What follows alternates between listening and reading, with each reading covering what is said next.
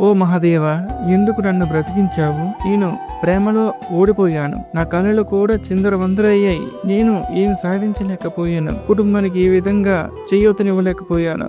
ఇంకా నేను ఎవరి కోసం బ్రతకాలి అని అడిగాడు. ఈ మాటలు విన్న పరమేశ్వరుడు, ఓ పుత్ర, నేను నీకు ఒక చిన్న కథ చెబుతాను విను. ఒక పూల తోటలో ఒక చిన్న గులాబీ మొగ్గ ఉండేది. మొదట అది ఎండలో వాడిపోయింది. వర్షం రాలేదు. ఎవరూ దానికి నీరు పొయ్యలేదు. అది అనుకుంది, నేను ఇంకా పుయ్యను. నా జీవితం ఇక్కడే ముగిసిపోయింది. కానీ ఆ రాత్రి ఆకాశంలో మేఘాలు కమ్ముకున్నాయి. వర్షం కురిసింది. మరుసటి రోజు ఆ మొగ్గ కాస్త తలెత్తింది. 2 రోజుల తరువాత చిన్న పువ్వు పూసింది. దానిని చూసి తోటలోని అందరూ ఆనందపడ్డారు. జీవితం కూడా అలాంటిదే పుత్ర.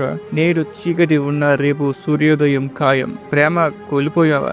అది నీ గమ్యం కాదని దేవుడు చెబుతున్న సంకేతం. విజయం రాలేదా అంటే నీకు సరిపోయే మార్గం ఇంకా కనిపించలేదన్నమాట. నీ ప్రయాణం ఇంకా పూర్తి కాలేదు పుత్ర.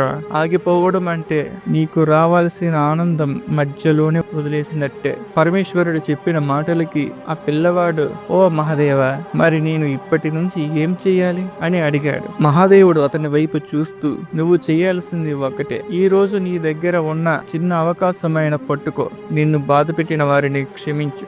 ప్రతిరోజు నువ్వు లేవగానే నా కథ ఇంకా ముగియలేదు అని గుర్తు చేసుకో. నీ ఆత్మను నేను సృష్టించాను పుత్ర. నీకు అవసరమయ్యే శక్తి నీలోనే ఉంది. అది గుర్తుంచుకో. పోరాడు. ఎందుకంటే నీ కోసం ఎదురు చూస్తున్న సంతోషం ఉంది. ఆ యువకుడికి ఆ మాటలు చెప్పి మహాదేవుడు కనుమరుగయ్యాడు. యువకుడి హృదయంలో కొత్త వెలుగు పుట్టింది. అతను జీవితాన్ని మళ్ళీ మొదలు పెట్టాలని నిర్ణయించుకున్నాడు.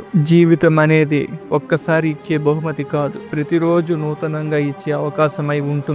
రేపటి ఆనందాన్ని చూడకుండా ఈ రోజు వెళ్ళిపోవడం అది ఒక అద్భుతమైన పువ్వు పూయక ముందు కోసినట్టే. తప్పుడు మార్గాన్ని ఎంచుకోకండి. దైవ మార్గాన్ని, ధర్మ మార్గాన్ని ఎంచుకొని బ్రతకండి. ఒక్కసారి ఆలోచించండి. అప్పుడు మీకే తెలుస్తుంది మీ జీవితం ఎంత విలువైనదని. ఈ వీడియో నేను చేసింది ఏదో వ్యూస్ కోసం, డబ్బుల కోసం కాదు. చాలా మంది ఇలాంటి నిర్ణయాలు తీసుకుంటున్నారు. ఆ నిర్ణయాలు వాళ్ళకి తప్పు అనిపించి ఒక్కసారి బ్రతుకు మీద ఆశ పుడితే చాలు. అందుకోసం చేస్తున్నాను. Please do subscribe. ఓం నమః శివాయ అని కామెంట్ చేయండి.